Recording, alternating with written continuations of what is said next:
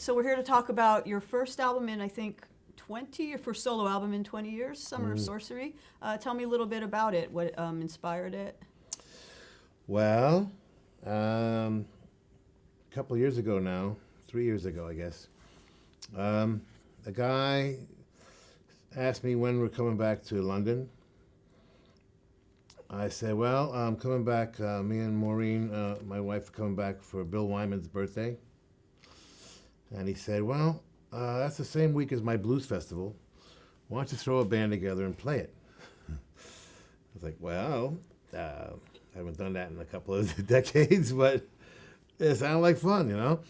So, just out of that bizarre circumstance, because I wasn't like standing around saying, oh, I wish I could do another solo album. I hadn't thought about it in 20 years. I tend to get preoccupied, you know? That's one of my problems.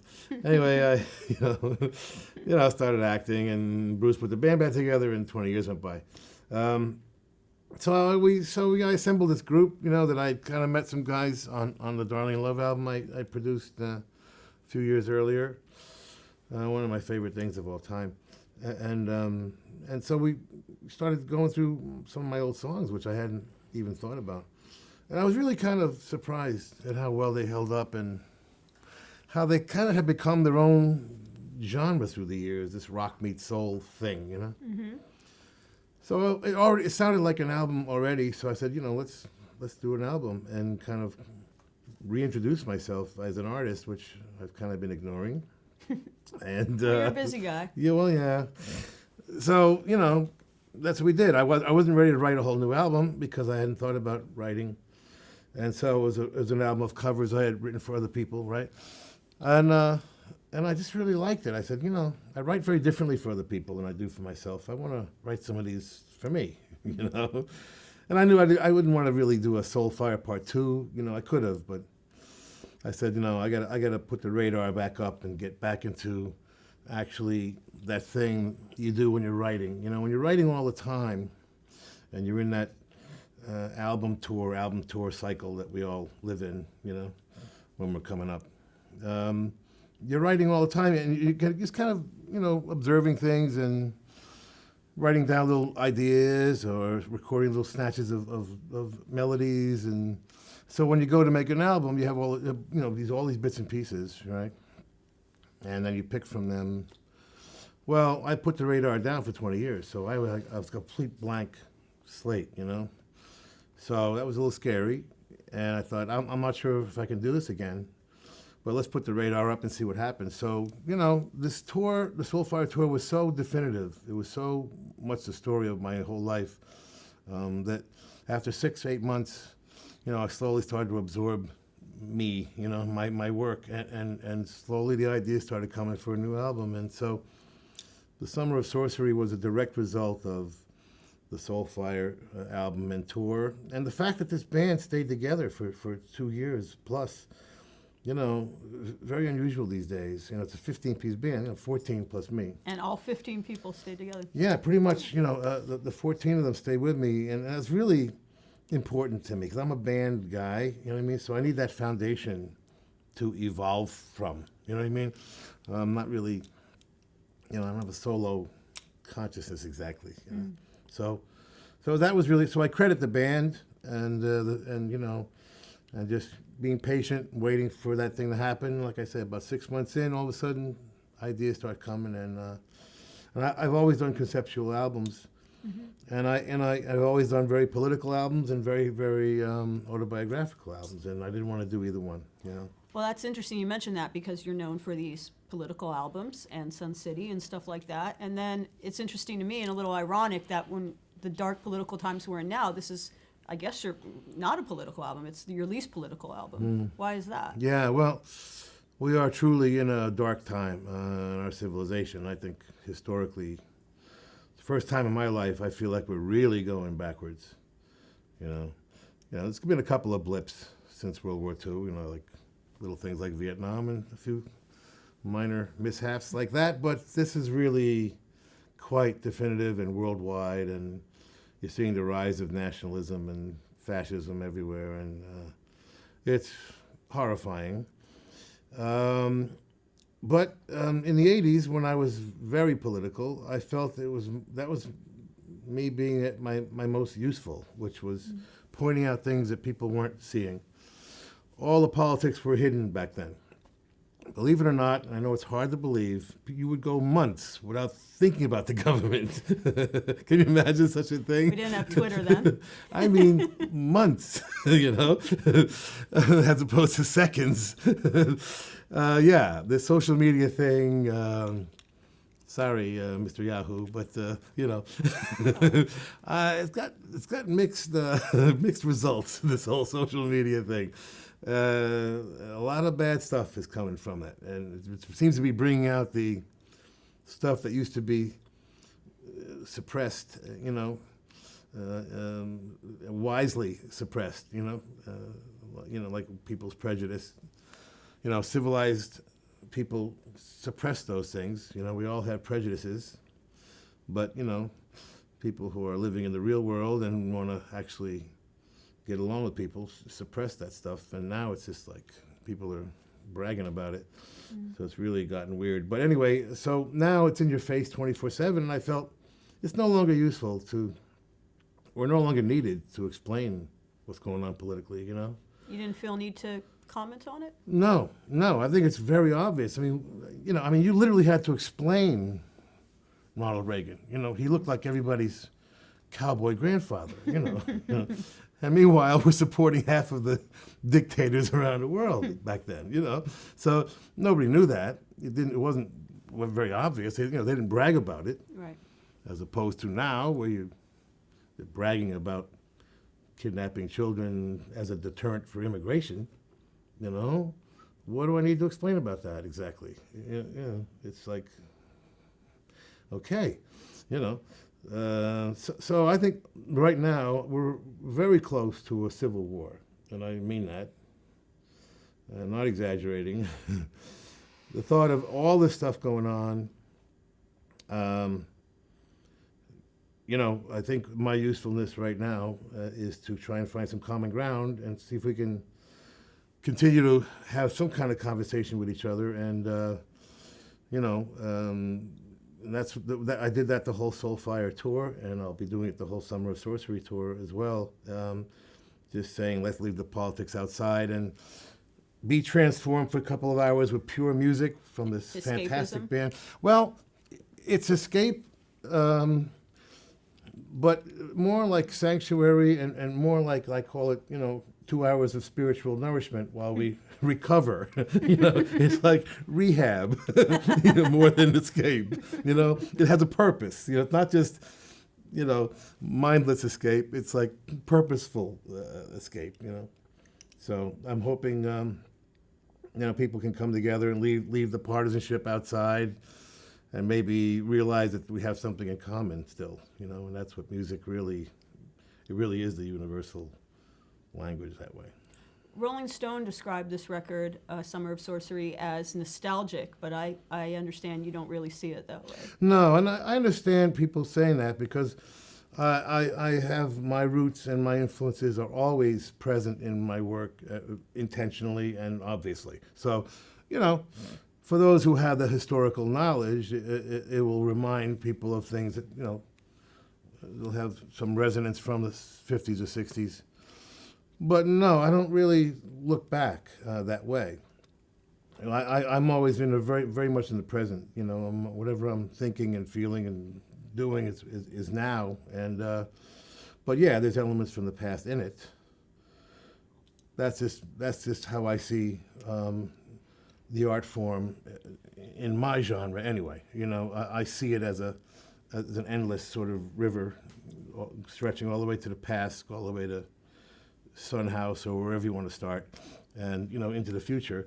And so there's an element of tradition that it's redundant by definition. In other words, it has the art form itself builds on, and I think all art forms really do. They build on the past, you know, and look towards the future. And I just feel the emotions that we grew up with, the emotional style of composition is very different than now, you know. In music? Yeah, when you listen to what's going on now, this is not a value judgment. If you compare it to the '60s, what you're going to find is, and I analyze this myself because as I'm going through my own songs, I'm like, why are these songs so different? And the reason is as you get further from the roots and the influences, it becomes more diluted in terms of the intensity.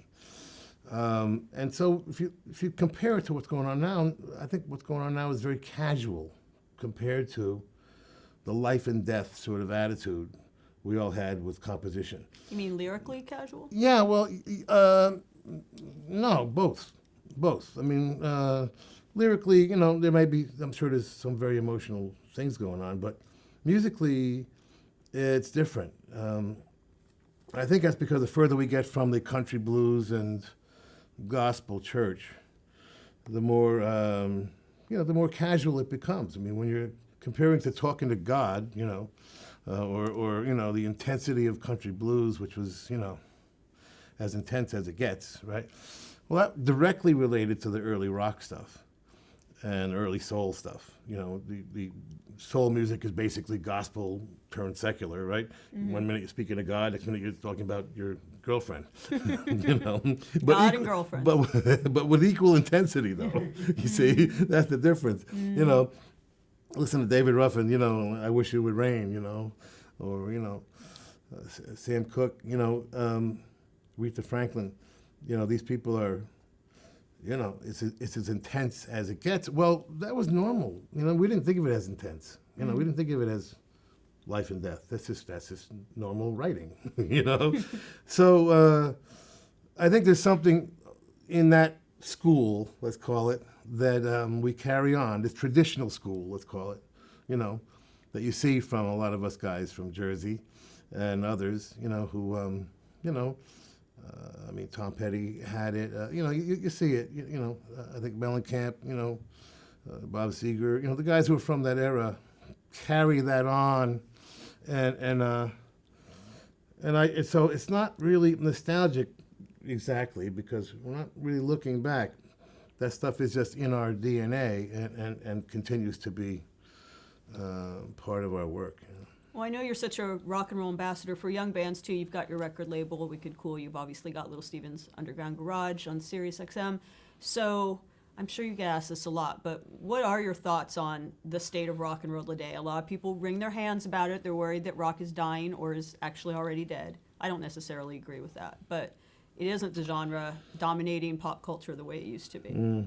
What are your thoughts on that? You're obviously trying to keep it alive and well. Well, yeah.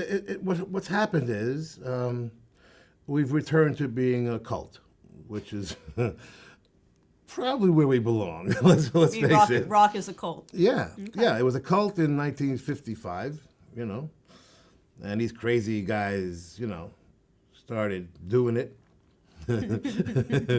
And they were crazy, okay? I mean, they were wild in those days. I mean, comparatively, there's no comparison. I mean, people think punks are wild or whoever. They're not compared to Little Richard and Jerry Lewis,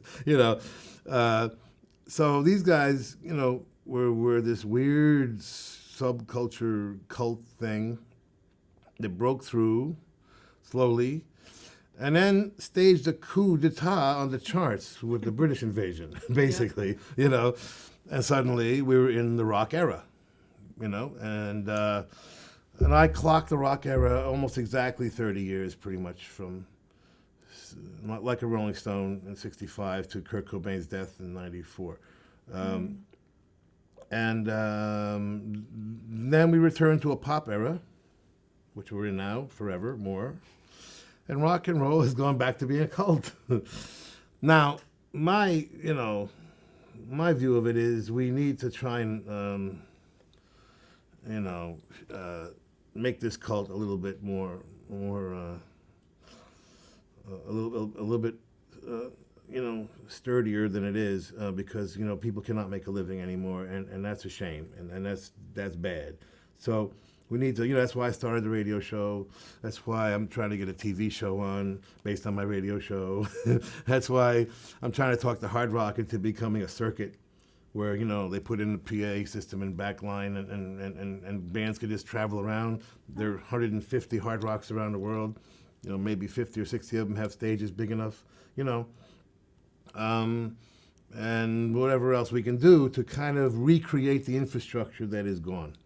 The infrastructure to support rock and roll is gone. You're not going to get the radio support except on my station. You're not going to. There's no TV. There's no tour support from the record companies. Half the clubs are gone or charging people to play. Pay to play. God help us all. Half the theaters are gone. So the infrastructure is gone. And needs to be rebuilt in order to at least have a healthy cult. Right now it's a cult that's in a little bit of trouble. But like you say, it continues to exist. We counted the new bands we've introduced on the radio show. It was over 1,000 bands. Wow. In 15 years, 17 years now. And most of them will work during the day doing something else because you can't make a living from it. But great stuff. That's 1,000, and that's a cream of the crop. We only play the best stuff on the radio show, and so if we're playing 1,000, there's 100,000 out there. That means, and truthfully, there's no logical, practical reason to be in a rock and roll band anymore. Okay. You got to be a little crazier than we were. It was difficult for us, but at least there was a road. As difficult as it may have been, there was the possibility you could become a rock star. You know what I mean? There was a millionaire. reward. Yeah, there was a reward. At the end of that crazy road. Now there isn't. Okay, and yet people are still doing it. So it makes you want to support them even more. You know what I mean? I'm like, man, you got to be really nuts to be in a rock band now. Or hope you get on some festival, which happens. Promoters will hear bands on our radio network and put bands on festivals, which is nice. But other than that, it's really tough. So it's alive. Live, we're still the biggest thing in the world. Who's the biggest thing in the world in the 60s? The Beatles and Stones. Who's the biggest thing in the world now? The Beatles and Stones. Mm-hmm. Like Queen. Queen, is a handful of us, Kiss. But yeah. Still They're the ones playing the stadiums. Yeah, the stadiums, maybe a half a dozen, and then another dozen or two in arenas. So it's still, that part of it's still healthy, even though we're not in the mainstream anymore in the industry, radio or record sales. So that's kind of gives you some kind of hope too, but we're not exactly being replaced. Is the problem. With newer bands coming up. Yeah. That the arena thing is. You got to stand in line to play Madison Square Garden in the 80s. I'm not kidding. There was, 50 bands that could play the Garden, and that's an arena, or whatever, 16, 18,000.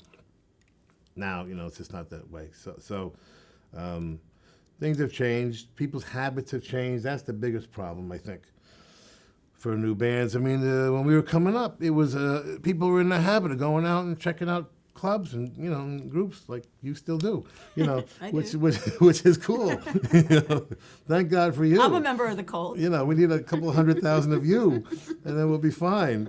But the truth is, people don't do that anymore. They're home watching Game of Thrones, and who can blame them? What a show last week. But and I'm I can relate to that myself. You get lazy, you get whatever, distracted, and that damn Netflix, which we invented. Let's keep in mind. Coming back to haunt me. But seriously, it's a lot of distractions these days, and there wasn't back then. You didn't have much to do. You didn't have, there was no internet, no computers, no cell phones, no DVDs, no video games. There was nothing but rock and roll, and that's why we flourished when we did. We're lucky to have it. So Well, speaking of the new generation that gives you hope, even though you said this album's not that political, there's a couple that touch on that, and the main one I guess would be Superfly, Terraplane, which I see as sort of being about kind of a generation gap, or the war between the boomers or the Gen Xers and the millennials. Can you tell me a little bit about that? yeah, that's exactly what it's about. This album was fun. Once I was able to let go of the autobiographical nature of it and political nature of it, it was really liberating. Because now it's like I want to do, it's this movie, like 12 little movies or 12 little scenes from movies, and get to play different characters in each one. And that character is like a 17-year-old, millennial type kid. And they're, suitably, understandably disgusted with us, for, blowing a hole in the sky. And, they're all very naturally, aside from being smarter than us and faster than us and, having no patience, they also are very naturally green, very, very environmentally conscious. All the kids I've ever talked to, for some reason, have that, just seem to be naturally not understanding why everybody's not an environmentalist. It's a little hard for them to understand. Me too, by the way. So they're naturally green. They're naturally not prejudiced. They have no consciousness about black, white, gay, straight. I mean, it's amazing and very, very encouraging. And they're anti-guns. And they're, just very, half of them are vegan already. I mean, it's like really, I think they're a more evolved species than we were. So it is very encouraging. And so, yeah, it's kind of from that point of view, as I see it, basically being disgusted with those of us who have messed up this planet, and they're saying, like, get out of the way and let us fix this, which I hope we do soon. Me too. And then there's another song that's sort of about the younger generation. It's called Education. I know you're involved with the organization Teach Rock, and that's a very important cause to you. Can you tell me a bit about that? Yeah. teachrock.org. We worked on it for about 12 years and just went public with it at the end of the Soulfire tour. It's a couple of things. First of all, the No Child Left Behind legislation of a dozen years ago has canceled all the arts classes in America. And I feel it's extremely important. Art, we're the only country in the world that thinks art's a luxury. It's not a luxury. It's an absolute essential part of a quality of life. So the idea is to keep it in the DNA of the education system somehow. So we thought the easiest way is to do a music history curriculum. We can do it cross-curricular, music class, history class, English class, social studies. We designed it to work for kindergarten through college. We just provide a bunch of tools for the teachers. 150 lesson plans are online right now. And we have music licensed and videos licensed and have a lot of partners. And so the main thing is to get the arts into the school system and keep it there. Because, again, it helps all the other classes. It works on a different part of their brain. And then the second thing is we kind of created a new methodology to deal with the millennial generation, which are very different than we were. I visited a couple of schools, and they're teaching the same way they taught me. I mean, look at what a mess I am. You turned out all right. Not really. I barely made it to high school. But they're so much faster and smarter. And have no patience, and so you can't tell them, learn this now, and someday you'll use it. Like they did us. We kind of bought that, sort of. But I never used algebra, though. I there really you don't go. think I needed to learn Yeah, that. you see? And now you got this device, if you want to add 2 plus 2. But, I mean, it's just like, okay, let's stop pretending that it's 50 years ago, folks, and let's do something for these kids. So instead of dragging them to our old ideas, we go to them. Who's your favorite artist? Well, every kid has one. And then let's trace them back. Well, who do you like? Well, you like Beyonce. Okay. Well, Beyonce comes from this one and that one, and Aretha Franklin. Aretha Franklin comes from Detroit. Let's talk about Detroit. She comes from the gospel church. Let's talk about that. She got involved with civil rights legislation and the civil rights movement. Let's talk about that.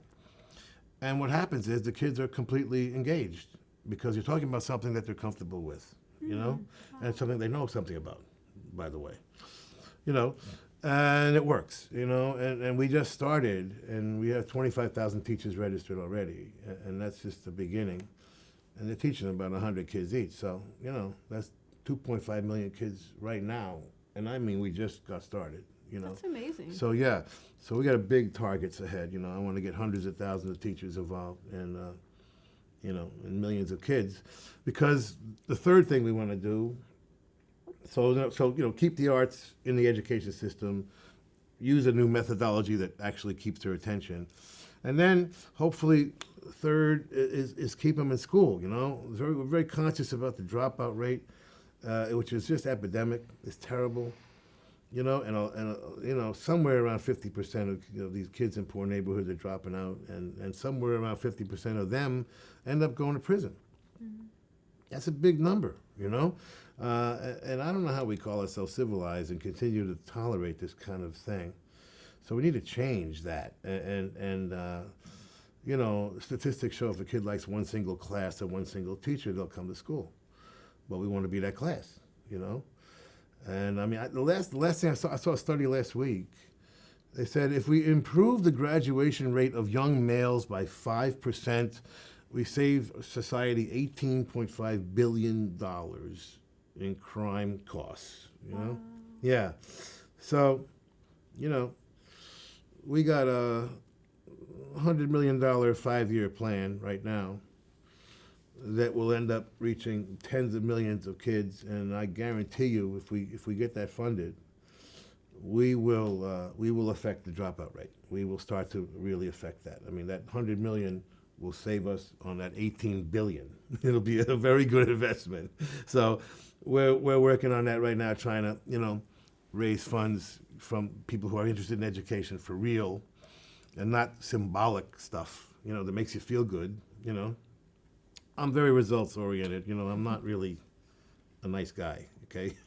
You seem like a nice guy. I'm not. Trust me. Look at my TV shows.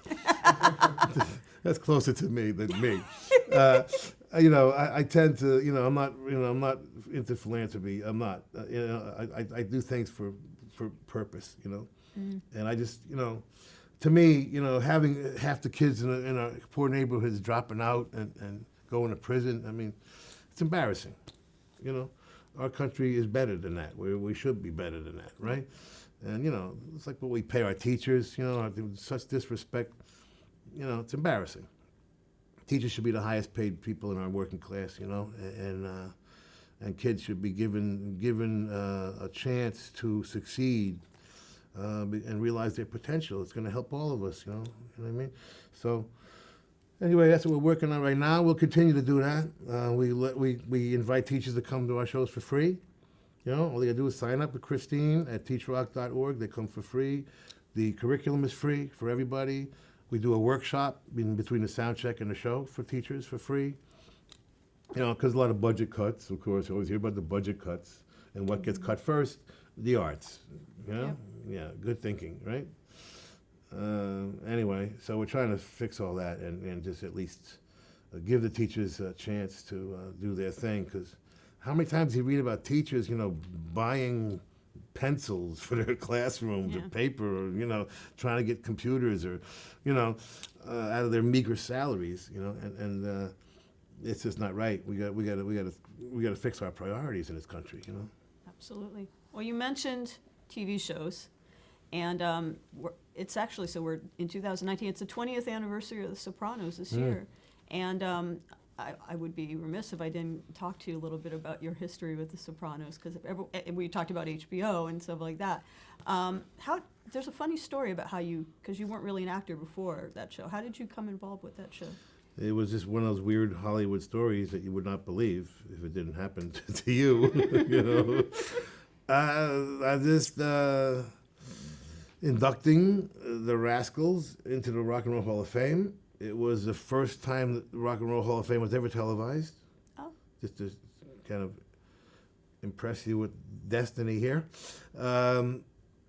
David Chase was clicking around with the clicker and saw the Rascals video montage before I went on and did like a 3-minute comical induction.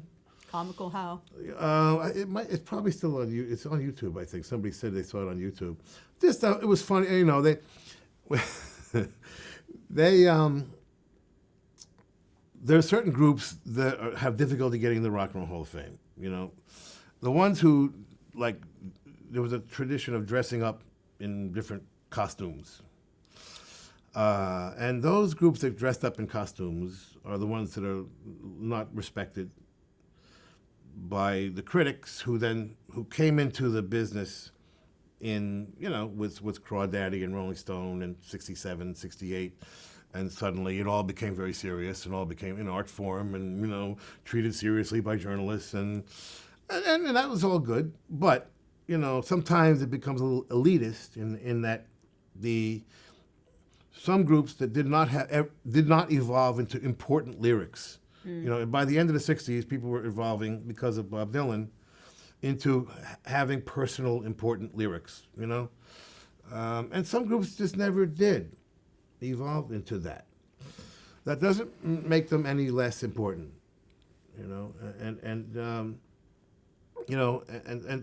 that's why, trouble getting the Dave Clark 5 in, the Rascals, right now, Jay Giles Band, one of the greatest bands of all time. But they never got into that artistic thing exactly, you know what I mean? That artistic evolution. And I'm like, so what? Great is great. Neither did Elvis Presley. Hello, Little Richard. Should we name all the guys who, maybe did not write, like a Rolling Stone, Anyway, so Rascals was one of those. So I made one of their costumes. They wore like knickers and Little Lord Fauntleroy. Yes, type exactly. Stuff. Mm-hmm. It's funny how we all know what that means, right? And I had I would put a big coat around it, So and I just said, it was just a funny bit, I said, I have no idea why the Rascals, weren't let in earlier, because people said because they dressed funny, and I have no idea what they're talking about, and I dropped the coat, and ha ha ha. Anyway, David Chase was watching, and let's get him on the show. He was a fan. I mean, he actually had some of my solo albums as well as the E Street Band, and got a call. They found me through the corporate papers of my foundation at the time. A different foundation, Solidarity Foundation, which is dealing with the Native Americans and the whole Sun City African thing, and yeah. So they tracked me down through that. I had no record company or publicist or anything. They found me and called me and said, "You want to be on my new TV show?" And I said, "Wow, that's really nice." Not really, no. Thank you. You said no. Yeah. He says, "Why not?" I said, "Well, I'm not an actor."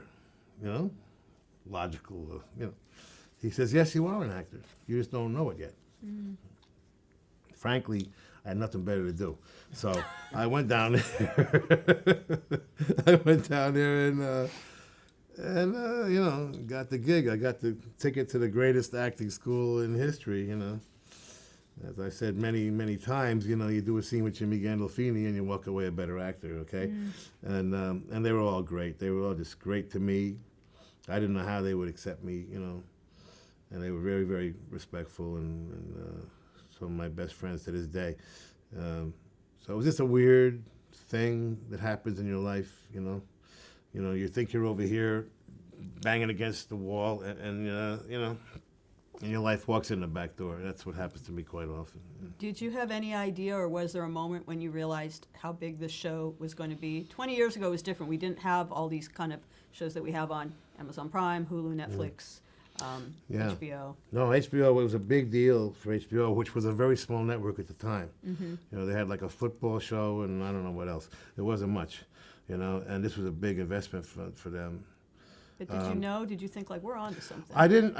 Not really, because we did the pilot, which was really weird. Okay, I mean, if you really analyze it, no stars. I mean,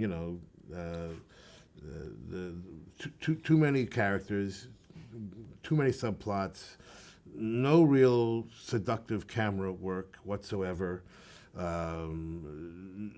cinematography was very, sedate. Nothing overly flashy. It was. David Chase was basically, I think, disgusted with TV after being in it all those years and wanted to get out. It's like his last TV show, and so he was like not compromising in any way, and so we all enjoyed it, but did it feel commercial? A mob boss having ducks in his pool, and they leave, and he has an anxiety attack. Really? That's the premise? Is that the makings of a hit show? I don't know. So HBO waited. We had like a year-long, deal. They waited till the night before, like the 12th month. And they were trying to find a partner to help finance it because it was a big deal back then. $30 million, which is the price of half a Game of Thrones episode now. but it was big money back then. They were looking for a partner and never found one. And so they last minute, they decided to do it. And okay, so we filmed the first season and then it comes on, and I'm walking down the street, like, I don't know, it's on like maybe two episodes, maybe 3. I'm walking down the street, and everybody's stopping me on the street. Now I look pretty different in the show, so it's not like, it's really obviously me. And I mean, at that point, I'd been, in the rock world for whatever, 20 years, 25 years. Not a word about that. It was all soprano, So you start to feel like, man, we're onto something here, Yeah. This is a little bit weird, But the power of TV is amazing, So, I mean, literally within 3 weeks, it was all sopranos. And so we figured, may have something going here, so. You say working with James Gandolfini was like going to a great acting class. What are some of your fond memories? What did you learn from working with him? Oh, he's just, I miss him every day. He's one of my best friends, and he. Well, the fun part was, the star on a TV show sets the mood. Yes. And he was just, he was a character actor, and he always will be, always was in his head. He never quite, he'd grab you and pull you over to a mirror and say, look at this guy. Is that the star of a TV show to you? You know what I mean? Look at this guy. So he had that humility, of a character actor, that happens to be the lead in this new crazy show. Unlike any other lead character ever in history, that was the history-making part, I think, aside from the great writing and odd sort of cinema verite feel to it. But it was, that he was the first one of the first real characters that was, not all good, not a nice guy, not a hero, not a heroic type, I think, the only thing close to that before him, I think, was Dennis Franz and NYPD Blue, which is that first season of that show, still one of the great all time. That was an amazing show. But it was still odd to have somebody, who's a lead character going to kill people. It was, now it's a regular thing, but it wasn't back then. Right. Anyway, so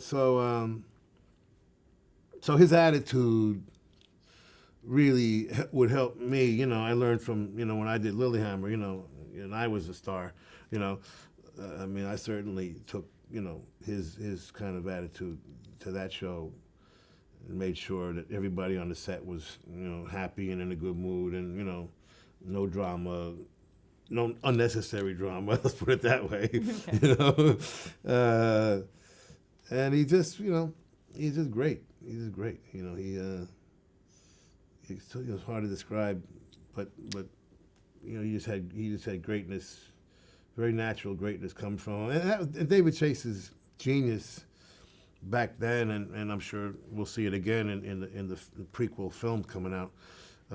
He's just great in casting. You know, he just everybody in that show was just like somebody from your neighborhood. You know what I mean? Which comes from The Godfather, really, and Coppola's Godfather, and Marty Scorsese's Mean Streets. You know, using people that you didn't know. You know, really, unknown people have none of that. Have no baggage. You know, they're more likely to seem like somebody from your neighborhood than somebody you just saw on Oprah Winfrey's show or whatever it is, Jimmy Kimmel, and so it's it had that quality to it. It's just kind of unknown people that are oddly, not Hollywood types. You know what I mean? And it wasn't. That's the one thing about Sopranos, the way it was filmed. The whole concept was one man's vision. There was no compromise to it. Not like a lot of studio things that have notes, as they call it. Notes from this guy, from that guy, from this guy. That's a little too much this, too much that, too little this. No notes. That was HBO's genius. Hire somebody and let them do their thing. You mentioned the prequel. What do you know about that? Are you looking forward to? I know James' son is in it, correct? Yeah. Jimmy's son is in it. Michael, he's great. I know everything about it, so I'm not going to say anything about it. Other than it's going to be Just great. between us. Cameras aren't on. It's going to be great. That's all I'm going to tell you. Are you involved in it? No. Is your character like a younger version of your character? Well, we hope so. We'll see. Who would you cast as yourself if you could cast anyone? Well, I don't know. I think Johnny Depp's maybe a little too old now. We'll have to think about that one. I don't know. I don't know the young people anymore. But it's going to be great. I can tell you that.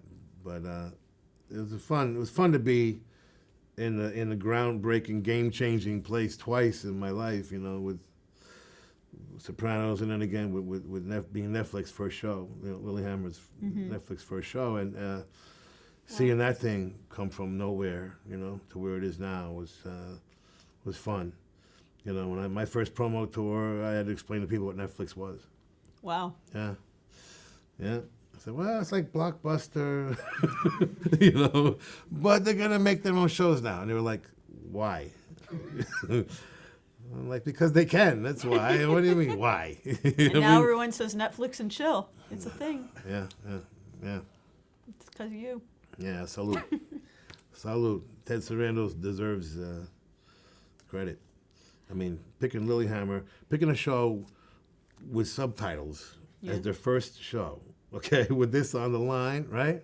With the entire company at that point, they were in trouble, they had tried changing the price or something silly, and stock price went to like 0. I remember that, yeah. And I told them I'd get the stock price back up by the end of that first promo tour. And I did. Did they give you stock options? Of course not. And I was too stupid to buy them. God forbid. I'm allergic to money. That's another story. That's another interview. Anyway, it's fun. It's fun, though, watching that kind of, I made a deal with Ted in an hour, and that kind of refreshing, you're not going to see that too often in your life, where somebody just has the balls, the courage to just make a deal because of his instincts based on a trailer I made for him, with subtitles. I mean, who has that kind of balls?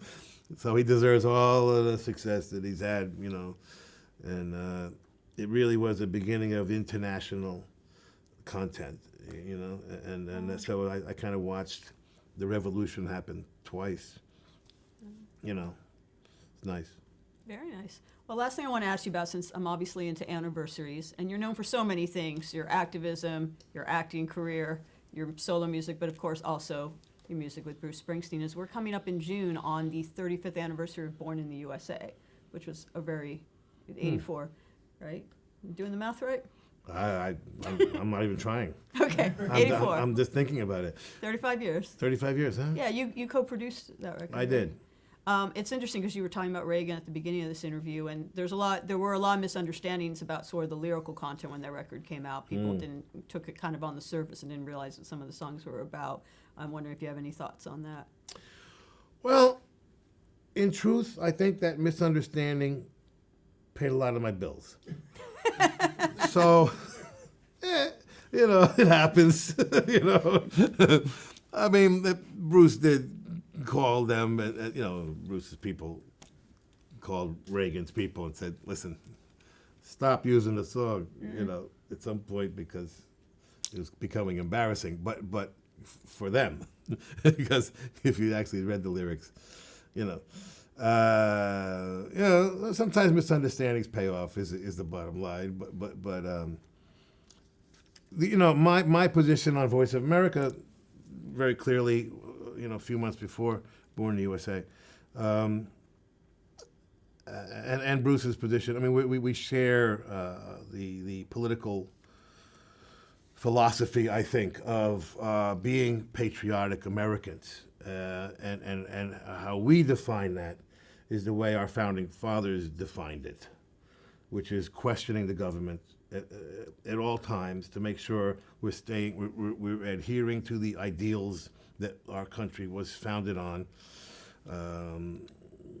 certainly in spirit, if not in the letter of the Constitution. And there were some mistakes in the Constitution, as we all now have realized. And now we're finding out some new ones, by the way. It's a whole other discussion. But they made a couple of mistakes, like little things like slavery and a few things like that. And, but the spirit of the founding fathers has to do with equality and democracy and freedom and all the wonderful things we think about this country. But having this attitude of our, whatever the government says we believe, that ended. Certainly with Vietnam, if not before that,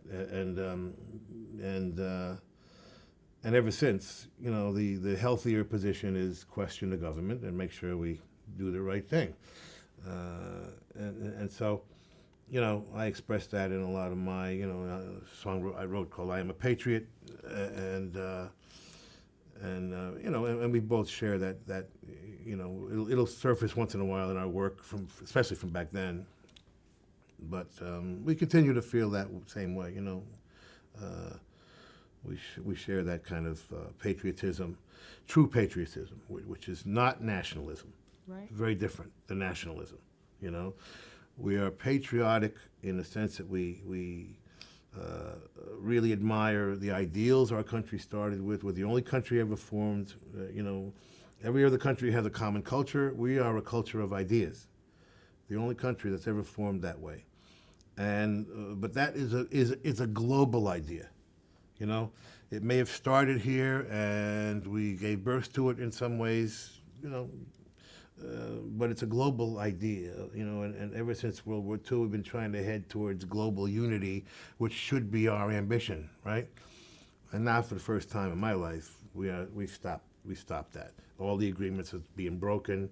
Instead of walls coming down, walls are going up, and we are really violating the ideals of our founding fathers right now, I think, in a serious way, and that needs to be addressed. But anyway, the word patriot, shouldn't be a dirty word. It should be something, you're proud of. You're proud of your country's ideals. Have we realized those ideals? No, we need to work on them. We got a whole lot of problems continuing, as we're now seeing, being brought out for everyone to see. Just in case you didn't think we had problems, now you can see very obviously we have problems continuing with prejudice of all kinds, among other things. So we have a lot of work still to do, But that will be done by true patriots, not nationalists.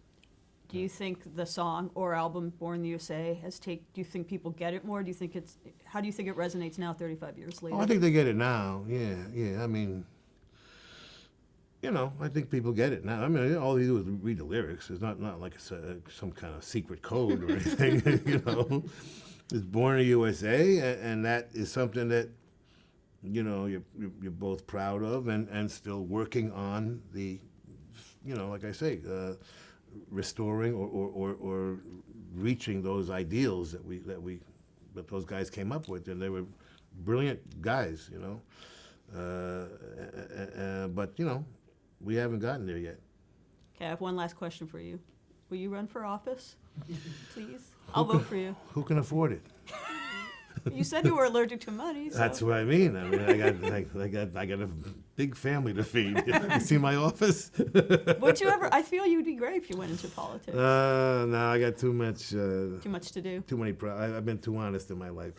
All right. Now they'd be pointing out all kinds of things that I've done that we don't want advertised. No. But I'm trying to be nonpartisan at the moment because I don't want my education program to be affected by it. I've been very careful. I mean, I didn't endorse Obama, and I haven't criticized Trump. You'll see me occasionally go off on the environment, which I just don't understand why that's political. You may see me go off on Brexit because it's in England, which is a huge mistake. Huge mistake. But I try to stay cool in America right now because, like I say, I think I'm more useful trying to provide some common ground. I want, Republicans, Democrats, Independents, whoever, to be welcome when they come to my show. You're not going to be embarrassed. You're not going to be insulted. I respect everybody and their opinions. We just gotta find a way to talk to each other soon before it gets any worse. Well, I've enjoyed talking to you very much. It's been a great conversation. Thank you for coming to Yahoo. Yeah, good to see you.